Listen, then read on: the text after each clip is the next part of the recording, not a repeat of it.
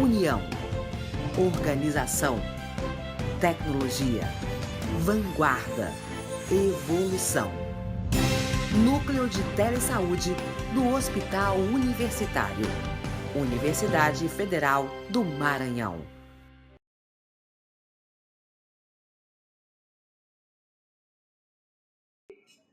Boa tarde. O tema da palestra é o direito de decidir sobre o corpo e a sexualidade na adolescência. Bom, primeiro eu vou falar de onde eu vim, por que eu estou aqui. A Plan International tem 80 anos de história, é uma organização internacional, está em cerca de 70 países, não tem filiação religiosa e nem política. A gente busca avanço nos direitos de crianças, adolescentes e jovens e igualdade para meninas em todo o mundo. A Plan chegou no Brasil em 97, trabalha com implementação direta de projetos em 5 cidades, São Luís, Codó, Teresina, Salvador e São Paulo. Na verdade, são mais municípios que a gente atua através desses escritórios. Nós trabalhamos também no território nacional com projetos sobre empoderamento de meninas e jovens mulheres e influência política para avançar os direitos delas. Vocês vão ver que nessa palestra eu vou falar muito de direitos e eu vou falar também de direitos humanos, já fazendo uma alusão aos 70 anos, em comemoração aos 70 anos da Declaração Universal dos Direitos Humanos, que foi essa semana. A gente costuma ouvir por aí muitas pessoas com visões deturpadas, distorcidas sobre o que são direitos humanos. Dizem que direitos humanos é só para defender bandido, mas, na verdade, eu queria aproveitar essa palestra que é sobre direito de decidir sobre o corpo, direitos sexuais, direitos reprodutivos de adolescentes, e dizer para vocês que direitos humanos é para todas, todos e todes, para todas as pessoas, todos os dias, porque fala em igualdade, fala que todas as pessoas têm direito a ter uma vida digna e justa. Então, quando a gente fala de direitos básicos como educação, saúde, tudo que é previsto nas políticas públicas e nos marcos legais, nós estamos falando de direitos humanos para todo mundo. Então, o que a gente está falando nessa abordagem? Qual vai ser a abordagem da palestra? Quais são os objetivos? É desmistificar os sentidos sociais e culturais da sexualidade na adolescência. A gente sabe que existem aí muitos sentidos, principalmente de interdição. A gente fala que o adolescente é muito sexualizado, estaria eclodindo com muitos hormônios, mas não pode viver uma sexualidade livre. Na verdade, a gente vai desmistificar um pouco esses sentidos. A gente também vai reconhecer direitos sexuais e direitos reprodutivos de adolescentes, com direitos humanos de todas as pessoas. A gente também vai enfatizar que a educação em sexualidade adequada à idade deve estar baseada em um plano de sociedade inclusiva e baseada em direitos humanos. Todo mundo tem direito a uma educação em sexualidade adequada à sua idade. Isso tem vários marcos legais. A gente vai também discutir aspectos relevantes sobre gravidez na adolescência, que é a gravidez na adolescência. Ela é um fenômeno social que muitas vezes também é visto como um problema social. Então, é importante quando a gente fala de direitos sexuais e direitos reprodutivos, sexualidade na adolescência, a gente trazer a questão da gravidez. E, por fim, a gente vai enfatizar a importância de envolver adolescentes e jovens nesse processo educativo sobre saúde sexual e saúde reprodutiva, direitos sexuais, direitos reprodutivos e incidência política. E por isso a gente trouxe o David para participar dessa palestra. O David é mobilizador de pares, ou seja, ele mobiliza outros adolescentes e outros jovens, e outros também, sobre promovendo saúde, promovendo a educação de qualidade, livre de crenças, de preconceitos, de tabus. E o David vai falar um pouquinho sobre a experiência dele e sobre como é importante a gente qualificar os adolescentes com informações, assertivas, informações de fontes confiáveis, científicas, e para que elas e eles possam ser grandes mobilizadores, e educar outras pessoas. Bom, eu utilizei para construir essa tarefa algumas referências. Eu trouxe essas referências logo no começo, que é para as pessoas saberem de onde é que eu estou falando, o que eu acessei, Então, eu utilizei uma publicação chamada Brincar ou Parir, que é da Cladem, fala sobre gravidez infantil forçada na América Latina e Caribe. Então, tem alguns dados e tem uma análise bem confiável, né, porque é baseada em dados. Também trouxe uma publicação do Ministério da Saúde, que é do Programa Saúde na Escola, o Caderno de Sexualidade e Saúde Reprodutiva.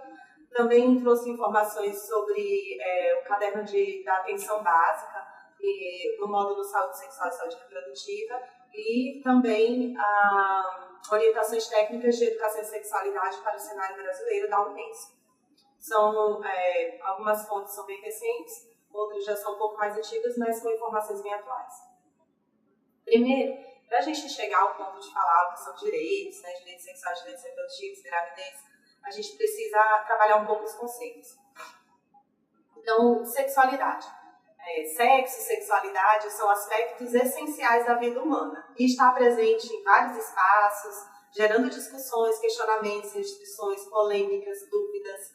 A sexualidade, existem os estudos, né, da psicologia que falam que a sexualidade está presente na vida das pessoas desde o momento que a gente nasce. No momento que a gente nasce, a gente já está em processo de desenvolver a nossa sexualidade, né, com as terminações nervosas. Os psicólogos vão falar das fases de desenvolvimento e como é que a gente vai amadurecendo essa sexualidade e ela é um processo, né, que está presente em todos os ciclos de vida. Desde quando a gente nasce até quando a gente morre ou vai para a vida adulta, né, enfim. E quando eu disse que a sexualidade também está presente em vários espaços, a gente sabe que para constituir aquilo que a gente chama de sexualidade, como ela é uma construção social, não existe uma determinação de como cada pessoa vai experimentar a sua sexualidade. Não, a sexualidade é um aspecto muito individual, cada pessoa tem a sua maneira de exercitar a sua sexualidade, mas ela também é influenciada pelo ambiente que a gente vive, pela sociedade, pela cultura. Então, na família a gente vai aprender um pouco sobre sexualidade, na escola, na nossa igreja, no serviço de saúde, enfim, todos os espaços. Inclusive na mídia, né, nas novelas, nos filmes, as pessoas vão aprendendo como é que se exercita a sexualidade até chegar a um ponto em que elas vão desenvolver isso de uma maneira muito individual. Embora cada pessoa tenha uma opinião sobre o assunto, né, todo mundo tem uma opinião quando a gente fala de sexo e sexualidade. Muitas vezes existe um tabu em relação à sexualidade, é um assunto que não pode ser dito, é pecado, né, enfim. Cada pessoa tem uma opinião. Tem pessoas que são mais conservadoras em relação à sexualidade, outras já são mais liberais em relação ao assunto. Sabem que é uma coisa natural, né, e que faz parte da vida da gente. Seja para fins de reprodução ou não, só para fins mesmo de prazer. Então é necessário a gente abordar o tema da sexualidade, né, porque cada pessoa tem uma opinião sobre sexualidade, é necessário a gente abordar esse tema numa perspectiva de direitos, para que a gente possa construir coletivamente, ou seja, em sociedade, maneiras novas da gente se relacionar consigo mesmo, né, com a própria sexualidade, a gente desmistificar um pouco sexualidade, tabus, o senso comum, e também a gente se relacionar com outras pessoas, respeitando o direito das outras pessoas exercerem a sua sexualidade de forma livre e protegida. Então, o que é sexualidade? Só para a gente entender do que a gente está falando quando fala sexualidade. É uma forma de expressão, comunicação e afeto que se manifesta a todo momento, seja por meio de um gesto, de um olhar, de uma ação. É uma energia que nos motiva a encontrar o amor, o contato e a intimidade, e que se constrói passo a passo. A partir do momento em que nascemos, a sexualidade não se restringe somente ao ato sexual, podendo ou não haver reprodução. Então eu friso bem essa parte, né? Essa última frase, que a sexualidade não se restringe ao ato sexual e nem se restringe à reprodução. Não está só associada à reprodução. Cada pessoa vive a sexualidade da sua forma. Eu trouxe também um marco legal, que foi o relatório da Conferência Internacional sobre População e Desenvolvimento, que aconteceu em 94, no Cairo, Egito. Foi uma conferência que reuniu diversos países, dentre eles o Brasil, e esses países assinaram um compromisso de programar uma série de ações relacionadas à igualdade entre mulheres e homens, planejamento reprodutivo, prevenção das infecções sexualmente transmissíveis, HIV e AIDS, entre outras coisas relacionadas à sexualidade e ao sexo. Foi a partir dessa conferência que a gente começou a trabalhar dois conceitos importantes, relacionados, mas conceitos diferentes, tá? É o conceito de saúde sexual e o conceito de saúde reprodutiva. Então, saúde sexual são todos, é tudo que está relacionado à sexualidade. E a saúde reprodutiva é o que está relacionado à reprodução. Por isso que eu dizia anteriormente que sexualidade nem sempre está atrelada à reprodução. Tá? E quando a gente fala dessas duas abordagens de saúde, né, a saúde sexual e a saúde reprodutiva, a gente também fala de dois direitos. Né? A gente fala do direito sexual e fala do direito reprodutivo.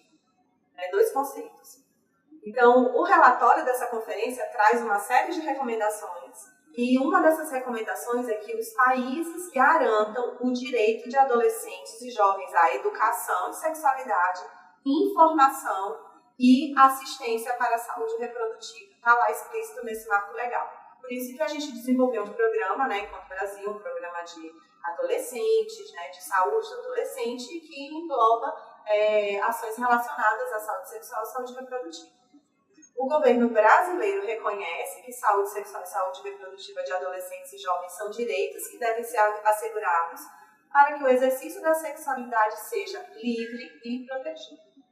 Tá? Mais recentemente, em 2013, a gente teve o Consenso de Montevidéu sobre População e Desenvolvimento, e esse foi um documento histórico, né? Foi o primeiro acordo histórico no mundo que reconheceu direitos sexuais como direitos humanos.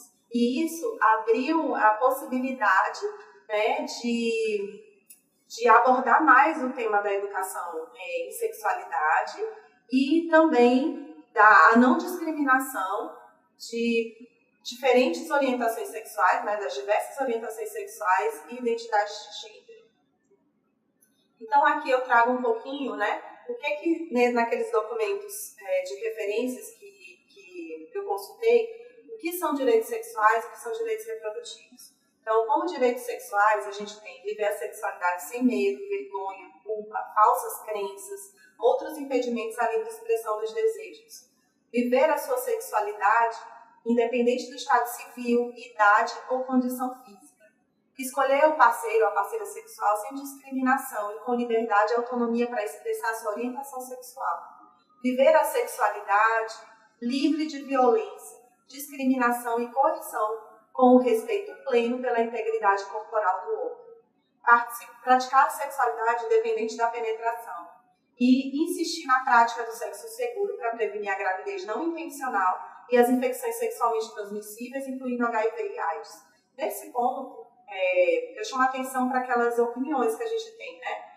Várias pessoas têm a sua opinião a respeito da sexualidade, mas que a gente precisa construir um projeto de sociedade baseado em direitos humanos e que respeite, né, a forma como as pessoas vivem a sua sexualidade. Algumas pessoas podem falar assim, mas então se a pessoa vive a sexualidade de forma livre, quer dizer que o estuprador tem o direito de viver a sua sexualidade de forma livre, violentar uma mulher, uma criança, né, um outro homem, um menino. Não. Porque o direito sexual é, inclusive, o direito de você não sofrer violência sexual. Né? Então, o meu direito termina onde começa o direito da outra pessoa. Tá? Antes que alguém faça uma colocação desse tipo, a gente já explica isso. Okay? Direitos reprodutivos. É o poder de decidir livre e conscientemente se quer ou não ter filhos, se quer em que momento da sua vida, quantos filhos deseja ter.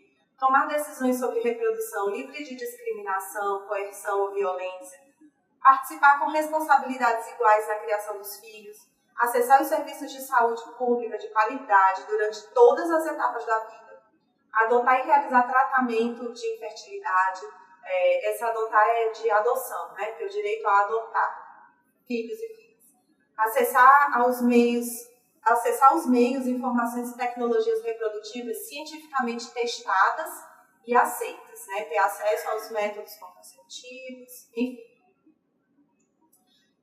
Quando a gente fala de direitos sexuais e direitos reprodutivos, saúde sexual e reprodutiva, a gente tem que pensar também na diversidade, né? Nas diversas identidades e nas especificidades dos grupos que estão presentes na sociedade.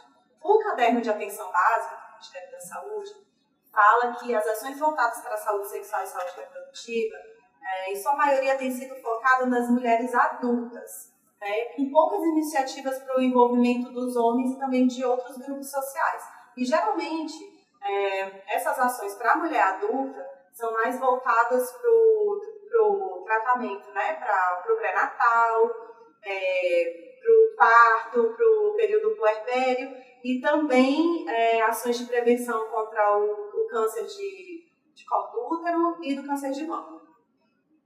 E não fala muito desse envolvimento dos homens e de outros grupos populacionais. Também esse caderno frisa que a gente deve atender diferentes grupos, diferentes momentos do ciclo de vida, promover o efetivo envolvimento e a corresponsabilidade dos homens.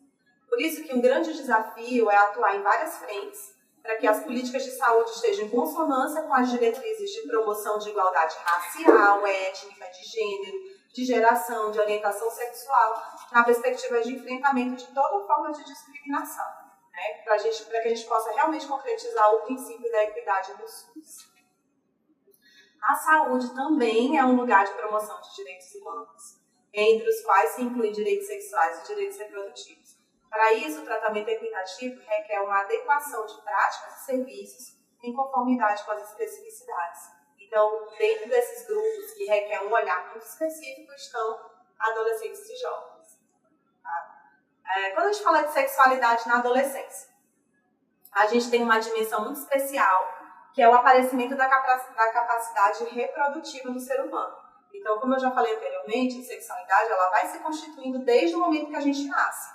Mas na fase da adolescência, né, a gente vem vivendo a nossa sexualidade até um certo momento, quando a gente chega na adolescência, aparece essa capacidade reprodutiva, né? Mas essa capacidade reprodutiva acontece ao mesmo tempo em que a gente ainda está se transformando, ainda está se desenvolvendo, ainda está no processo de maturidade, né? De alcançar essa maturidade. Então, tem transformações biológicas acontecendo, psicológicas e também transformações sociais.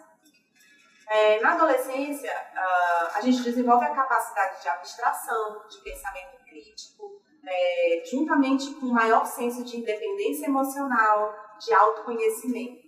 É onde a gente vai formular gradualmente o nosso código pessoal de valores éticos e morais. O que eu estou querendo frisar com isso? Que nessa fase, adolescentes e jovens, né, já têm a capacidade de fazer escolhas.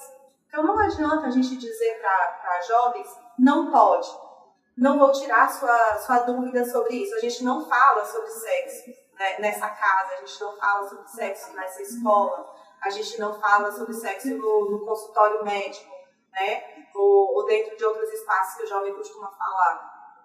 Não adianta a gente ter esse tipo de abordagem. Por quê?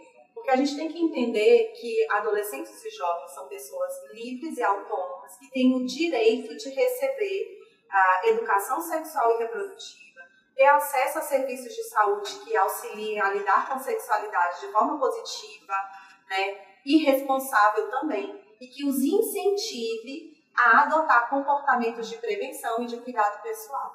Bom, nesse último aspecto, eu queria chamar a atenção, por exemplo, a coisas que eu já ouvi, né, na minha vida, na minha experiência com projetos sociais. E também na minha vida cotidiana, onde eu fui adolescente e também já experimentei muito coisas relacionadas à sexualidade, o que as pessoas dizem, enfim.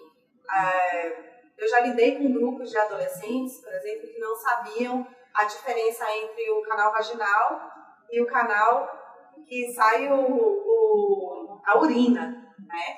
Porque não conheciam o seu corpo. Isso acontece muito com meninas, né? As meninas não são incentivadas a ter um conhecimento sobre o seu corpo, elas não olham, não pegam um espelho e olham as suas partes íntimas, não tocam, porque as pessoas dizem que é feio, né, uma menina se tocar, uma menina se ver, uma menina falar o nome vagina, né? É feio falar em vagina, é feio falar em sexo, e sempre a educação é pelo não, né? E as pessoas acham que quando a gente fala de educação e sexualidade, a gente está incentivando o sexo. Não, a sexualidade ela está lá presente.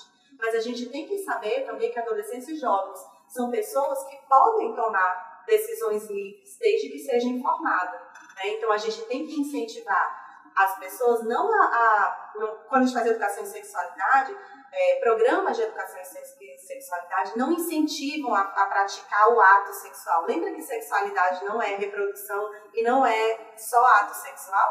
Então, a gente, nos programas de educação em sexualidade, a gente incentiva adolescentes a adotarem comportamentos de prevenção e de cuidado pessoal. É isso que faz a educação em sexualidade. Quais são as barreiras para exercer os direitos sexuais, os direitos reprodutivos e cuidar da saúde sexual e saúde reprodutiva na adolescência? Então, a educação em sexualidade, ela é fragmentada, né? Como eu falei, a família pratica um tipo de educação, a escola outra, os projetos sociais outro tipo, o serviço de saúde também faz a sua educação em sexualidade. Muitas vezes a gente não conversa, esses diversos grupos não conversam, não tem uma única direção, né, e uma única abordagem. Geralmente, os grupos fazem baseados em suas opiniões, no senso comum, envolvido em tabus, em normas sociais de gênero muito rígidas, dissociada desse projeto de sociedade que promove direitos. Falta um conhecimento do corpo, como eu citei no exemplo anterior. Mesmo conhecendo, os adolescentes não usam preservativos.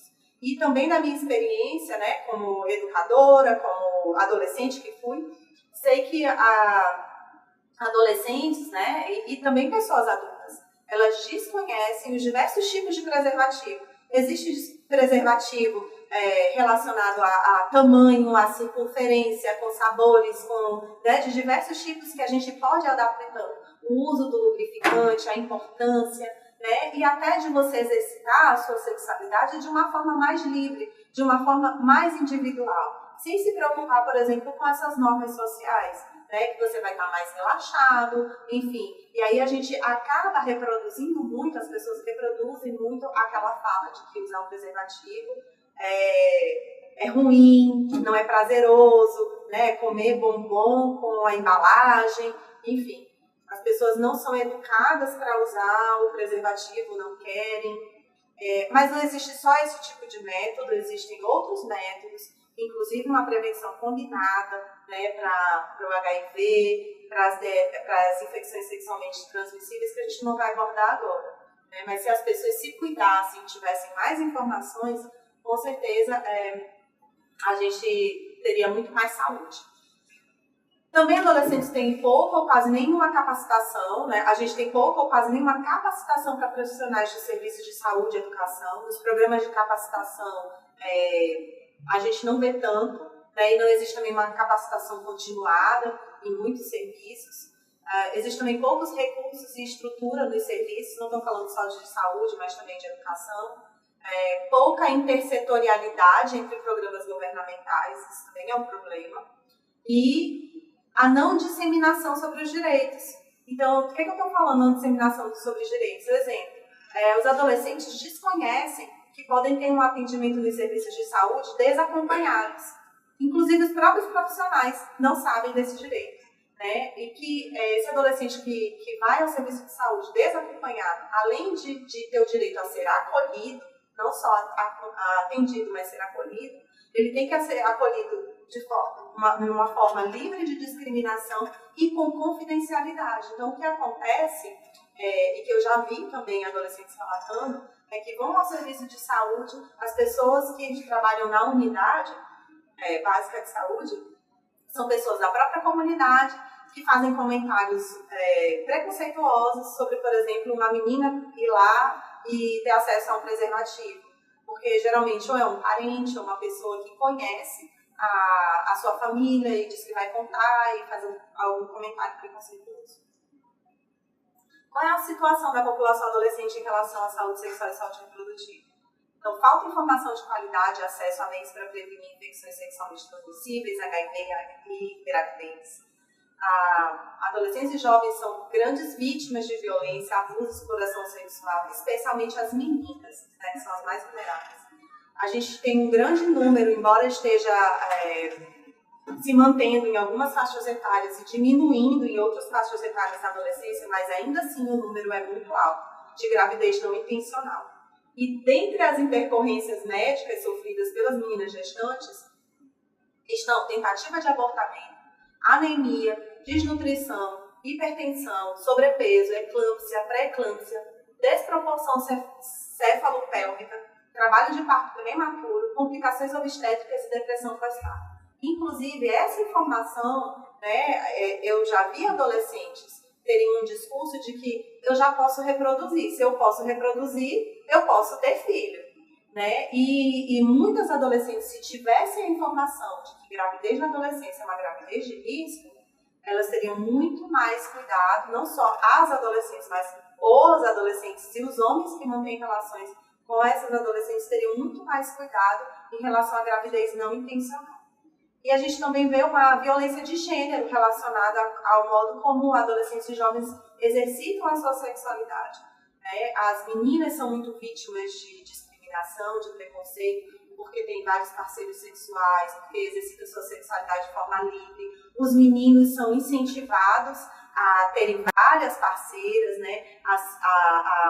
Inclusive a praticarem sexo desprotegido. E as pessoas também que têm relacionamentos homossexuais sofrem violência, inclusive a morte, né? Por quererem, optarem por exercer a sua sexualidade de forma livre e da maneira que querem. Então, agora falando um pouquinho sobre gravidez na adolescência. Né? Eu queria dizer para vocês que a abordagem de gravidez na adolescência que eu trago para vocês, ela é focada numa análise de gênero, né? Das diferenças culturais e sociais que é imposta, né? Que é construída sobre as formas de ser homem e ser mulher na nossa sociedade. Então, a gente tem que compreender que padrões e normas sociais rígidos sobre o que é ser homem, sobre o que é ser mulher, sobre papéis que homens devem desempenhar, papéis que mulheres devem desempenhar, tudo isso aumenta a vulnerabilidade tanto para ISTs, HIV e hepatites virais. Por exemplo, as mulheres elas estão muito mais vulneráveis a terem relações sexuais desprotegidas. O que significa que o homem ele tem tanto poder na relação que quando ela quer negociar o uso do preservativo, ela não tem tanto poder, ou porque depende economicamente do homem, né, ou porque está numa relação violenta, ou porque é mais nova que o homem, enfim. E também as mulheres estão muito mais vulneráveis a terem relações não negociadas, que é a própria violência sexual. Né? A gravidez na adolescência, em alguns casos, ela é fruto de violência sexual. E também a gente fala da falta de responsabilidade dos homens sobre a gravidez. Né? Então, os homens não estão preocupados, porque eles são incentivados a exercer a sua sexualidade, né, de forma livre e desenfreada, né, para você ter uma prova de masculinidade. Você é mais homem se você tiver mais parceiras, enfim. Existe ainda essa concepção de masculinidade na nossa sociedade. E existe aquele ditado ainda, né? Prendam as suas cabras porque o meu bode está solto. E cada vez que a gente repete isso e repete esse tipo de ideia, a gente está colocando a mulher no lugar de responsável pela contracepção, como única responsável pela contracepção. Então, muitas vezes, a gente até revitimiza uma adolescente, por exemplo, que teve uma relação desprotegida, que engravidou, né? E colocamos ela como a principal responsável. Você é a responsável, foi no seu corpo que aconteceu. Mas, primeiro, existiu outra pessoa que esteve numa relação com ela. E essa pessoa não se sentiu responsável por protegê-la, né? E se proteger de uma gravidez não intencional. E a gente tem também o problema do casamento infantil, que eu vou falar daqui a pouco. Então, quais seriam as causas da gravidez na adolescência?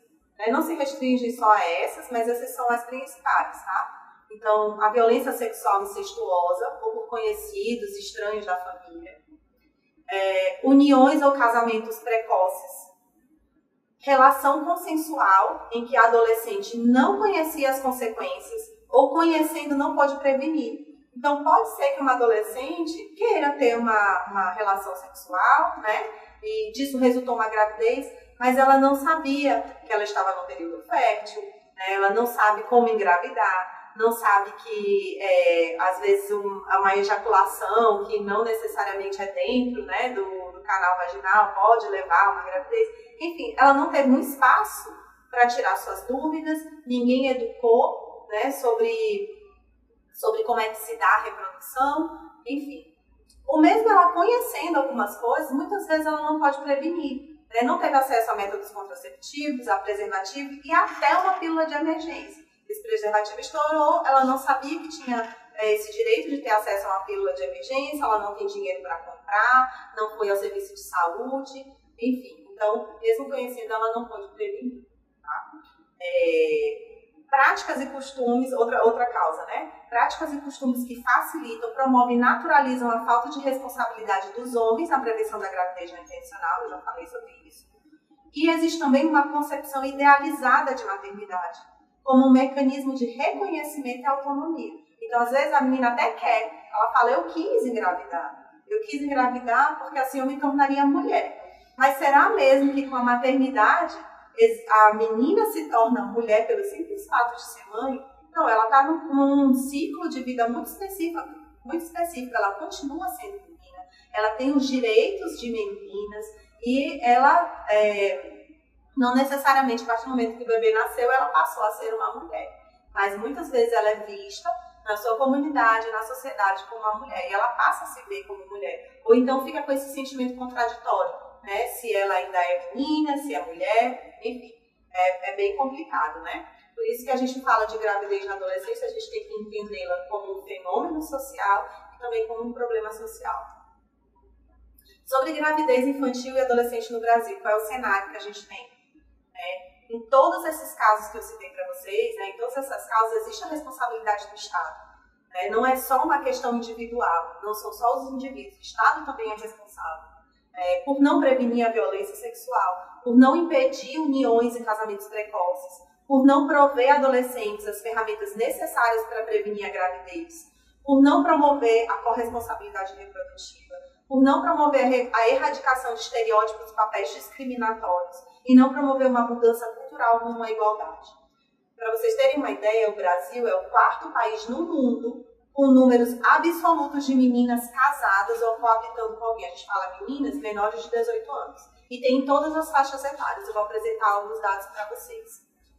Então, o Estado também não está atuando nisso. A gente tem um país com um número tão absurdo de meninas casadas antes de 18 anos, não é só uma questão individual. Tá? Eu trouxe alguns dados de 2015. São dados de 3 anos. De 3 anos atrás, mas não mudam tanto. Tem uma pequena variação, mas não mudam muito. Do DataSUS que eu tirei, tá? Então, foram mais de 500 mil bebês que nasceram de meninas entre 10 e 19 anos. Foram mais de 26 mil que nasceram de meninas de 10 a 14 anos. Ora, a nossa legislação diz que você ter relação sexual com menor de 14 anos é estupro de vulnerável. Então, supõe-se, presume-se logo, que mais de 26 mil meninas foram estupradas e disso resultou bebês. Só que essas meninas, 7 delas se declararam casadas e 449 declararam que viviam em uniões consensuais. Então, a gente tem casamento infantil, abaixo dos 18 anos, e casamento extremamente precoce no Brasil. É um alerta. Entre 35% e 40% das meninas mães de 10 a 14 anos e das meninas mães de 15 a 19 anos, elas estão no Nordeste. E os bebês de meninas e adolescentes negras representam mais de 80% do total de nascimento de bebês de meninas entre 10 e 19 anos no país. Quando a gente fala negro, a gente está incluindo a população de pessoas que se declaram pretas e pardas, pelo IBGE, segundo a classificação do IBGE. Então, a gente tem aí um recorte etário, recorte de gênero e um recorte também de cor, Esse é o cenário da gravidez infantil, que é preocupante. Quais são as consequências da gravidez? casamento e a gravidez precoce facilitam abandono escolar, o aumento do risco de exploração sexual, de violência sexual, violência doméstica, abuso e morte durante o parto. Além de colocar as vidas das meninas em risco, essas consequências também prejudicam o seu progresso, o seu desenvolvimento, além de ter um impacto negativo em suas famílias, comunidades e no desenvolvimento geral do país. São mais pessoas que estão nascendo, né, em situações de pobreza ou de abandono, com pessoas que não estão, de famílias, né, que não estão psicologicamente preparadas para receber esse bebê, enfim. Isso aumenta, inclusive, os gastos públicos, né, com a saúde. Eu deixo aqui uma indicação de leitura, que é um estudo, foi feito essa publicação chama-se Gravidez na Adolescência no Brasil, foi organizada pelo pesquisador, professor Benedito Rodrigues dos Santos. É um estudo bem atual, de 2017. Foi realizada uma oficina em Brasília, com mães adolescentes, com gestores e técnicos de programas, né, vários profissionais também. Então, é um estudo que traz as vozes das meninas e de especialistas sobre o tema. A gente consegue ver lá como é complexo o tema da gravidez como fenômeno social. E eu trouxe aqui as recomendações dessa publicação, né, para a gente tratar a gravidez como um problema social, o que a gente deve adotar enquanto Brasil, né, enquanto nação. Uma recomendação para as políticas públicas. A gente deve coordenar os esforços de mobilização social, incidência política e participação cidadã, fazer advocacy, que é incidência política, comunicação, campanhas, afirmar os direitos sexuais e direitos reprodutivos de adolescentes e envolver adolescentes também nessa discussão, né, para que elas e eles apresentem soluções para as suas próprias vidas. Então, qualificar também as políticas públicas, levar o status do programa de saúde de adolescentes, né, que não é tão valorizado, promover educação em sexualidade em diversos espaços, investir no corpo técnico e gerencial, né, fazer um investimento gerencial e técnico em programas de saúde de adolescente, em programas de direitos sexuais e direitos reprodutivos. E também incentivar estudos e pesquisas para que a gente possa entender mais esse fenômeno, né? E à luz dos dados, influenciado por dados, a gente promover soluções.